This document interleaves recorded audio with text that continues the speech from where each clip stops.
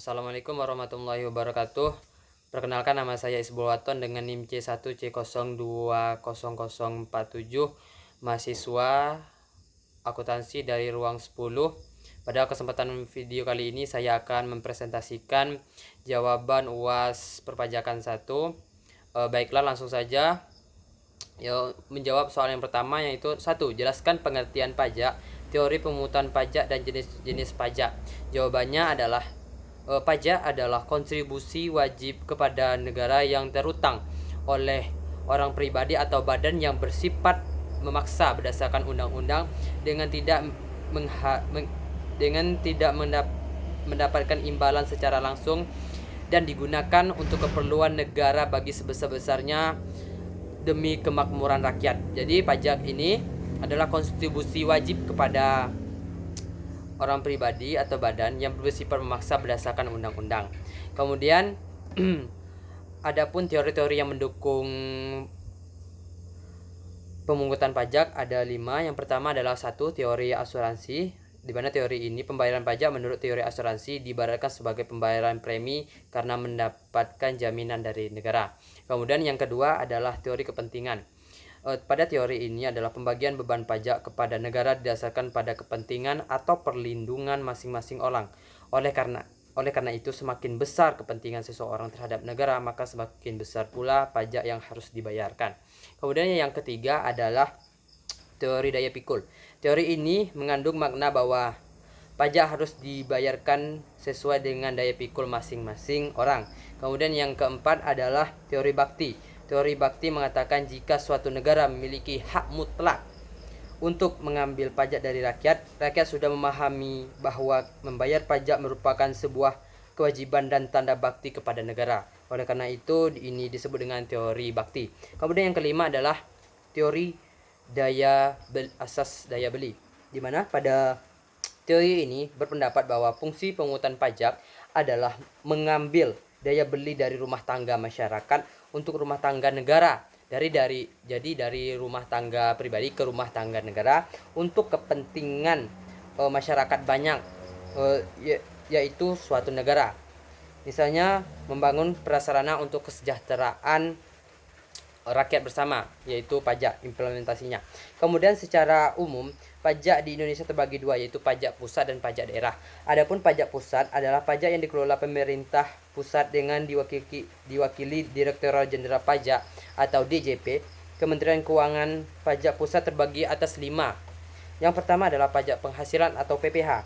PPH itu adalah jenis pajak yang harus dibayarkan oleh individu atau badan atas penghasilan diperoleh selama 1 tahun pajak.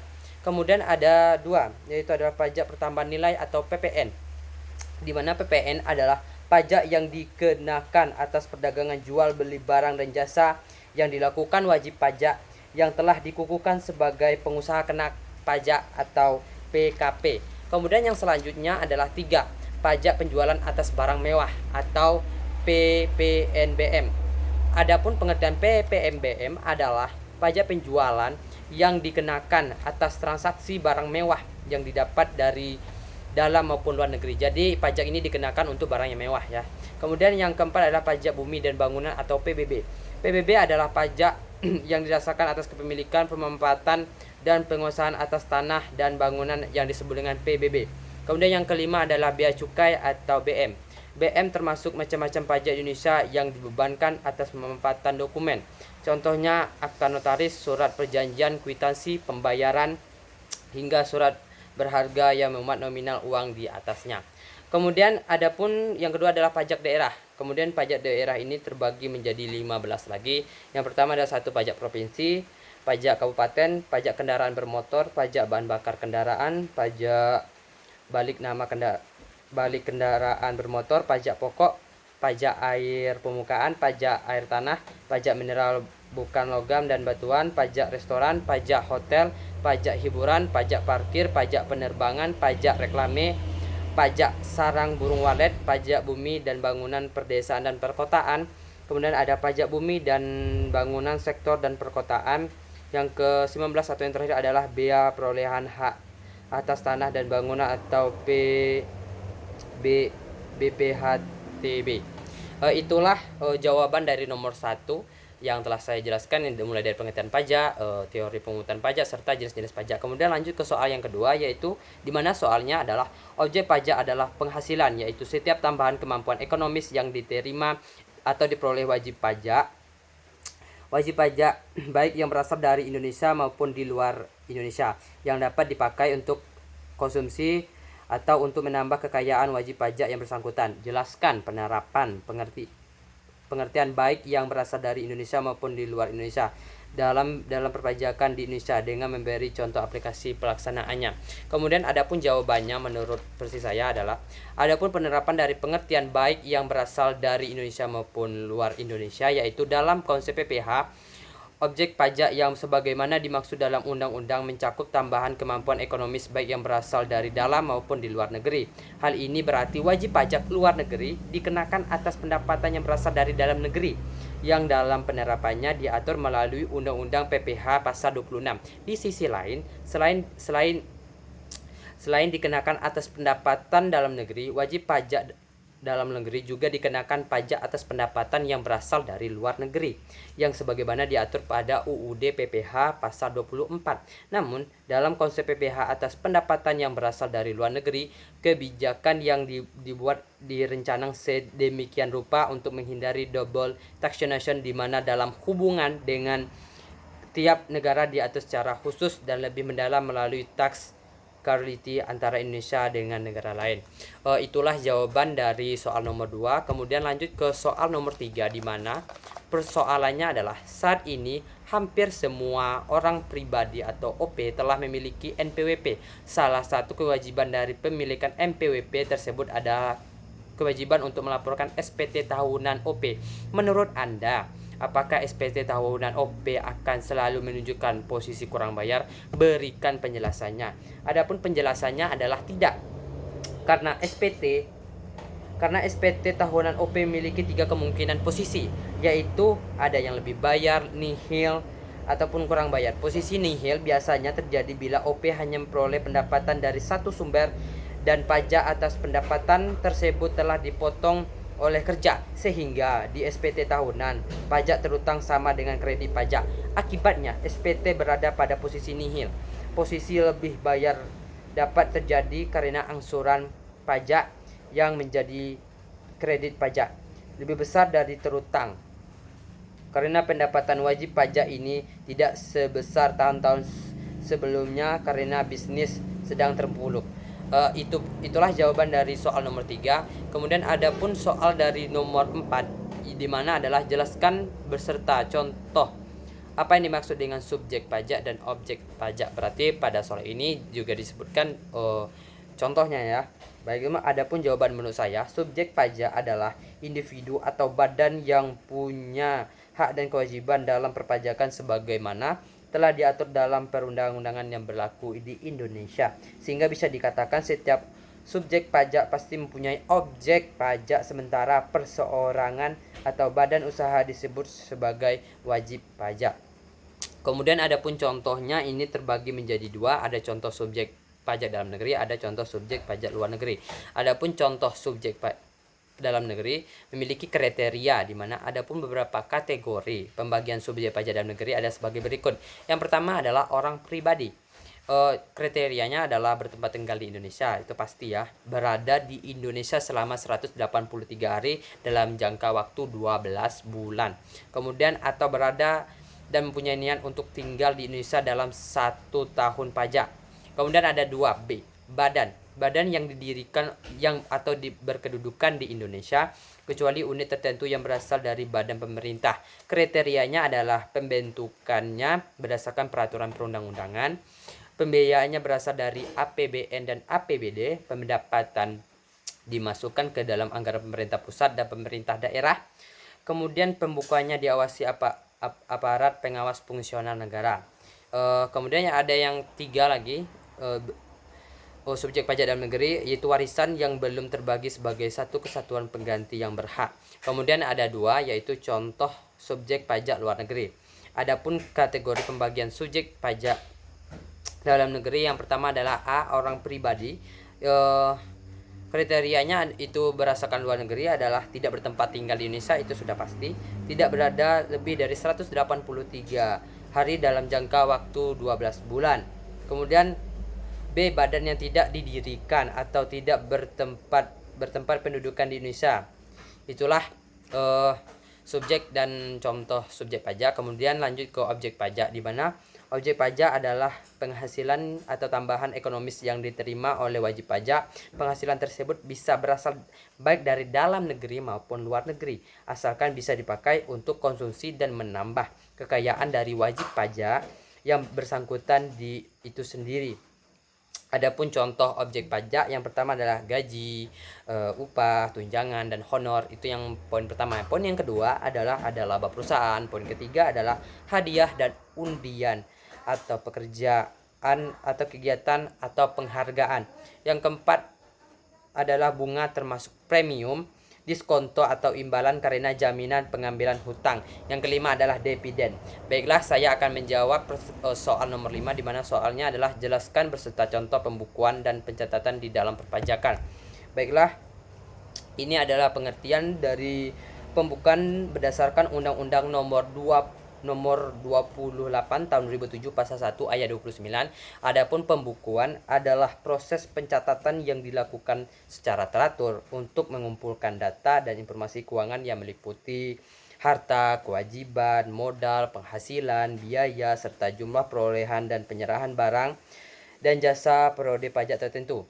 Adapun contoh pembukuan yaitu pembukuan itu wajib dilakukan jika wajib pajak orang pribadi yang melakukan kegiatan usaha ataupun pekerjaan bebas, di mana dari pekerjaan atau usaha tersebut seorang wajib pajak pribadi tersebut peredaran bruto netonya itu kurang dari 4 miliar 800. Jika kurang 4 miliar 800 maka diwajibkan membuat pembukuan. Sedangkan lanjut ke contoh yang kedua, di mana pengertian pencatatan. Pencatatan itu menurut pasal undang-undang yang sama, pasal 28 ayat 29, pencatatan itu adalah data yang dikumpulkan secara teratur tentang peredaran dan penerimaan bruto atau penghasilan bruto sebagai dasar untuk menghitung pajak terhutang, termasuk di dalamnya penghasilan bukan pajak atau dikenai pajak. Adapun contoh pencatatannya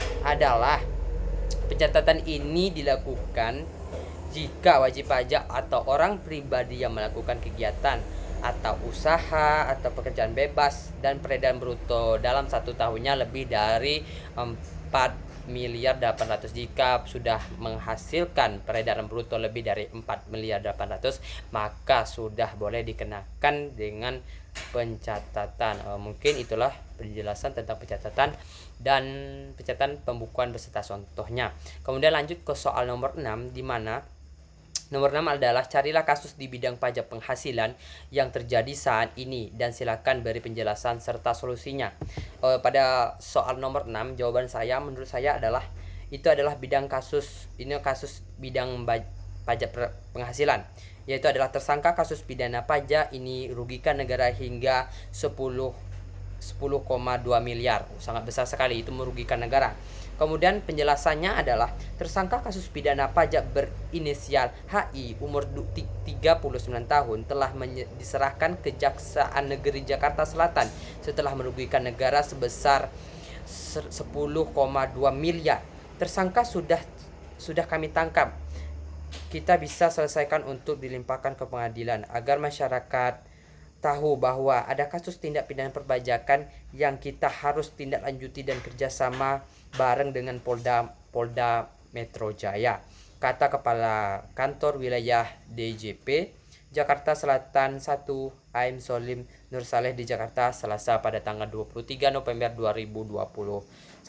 Adapun HI diduga melakukan tindak pidana perpajakan berupa pemalsuan faktur pajak, di mana pemalsuan pajak tersebut juga berkaitan dengan penyelewengan pajak penghasilan atau PPh.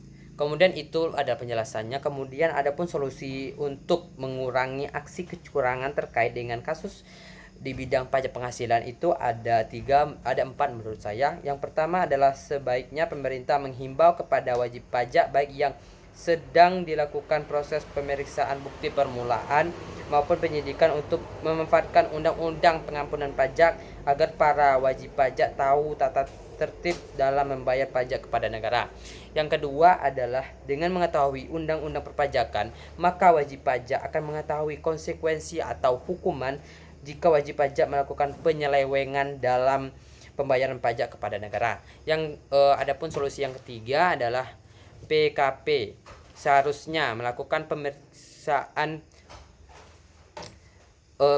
DJP seharusnya melakukan pemeriksaan pada PKP atau pengusaha kena pajak yang mengajukan restitusi agar Dirjen Pajak dapat mengetahui apakah restitusi yang diajukan benar nilainya tepat atau tidak. Kemudian yang keempat adalah melakukan law enforcement.